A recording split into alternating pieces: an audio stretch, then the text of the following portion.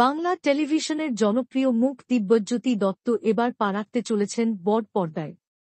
অনুরাগের ছোঁয়া ধারাবাহিকের মাধ্যমে ব্যাপক জনপ্রিয়তা পাওয়া এই অভিনেতা এবার প্রথমবার সিনেমায় অভিনয় করবেন, আর তাও পরিচালক সৃজিত মুখোপাধ্যায়ের ছবিতে। নতুন সিনেমা লহ গৌরাঙ্গের নামরেতে দিব্যজ্যোতি দত্তকে দেখা যাবে চৈতন্য প্রভুর চরিত্রে।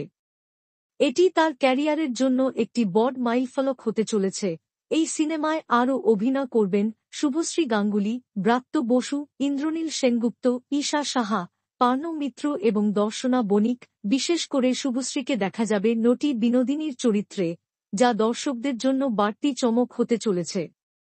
নিউলাইন টেলিভিশনের জনপ্রিয় এই অভিনেতা প্রথমবার বড় পর্দায় আসছেন শুনে তার অনুরাগের ফ্যানেরা যে দারুণ উচ্ছ্বসিত তা বলার অপেক্ষা রাখে না। অনুরাগের ছোঁয়া ধারাবাহিকের পর এবার বড় পর্দায় তার অভিনয় কতটা মন কাড়বে তা দেখার অপেক্ষায় রয়েছেন দর্শকরা। আপনারা কতটা উত্তেজিত দিব্যজ্যোতির বড় পর্দার খবর নিয়ে কমেন্টে জানাতে ভুলবেন না।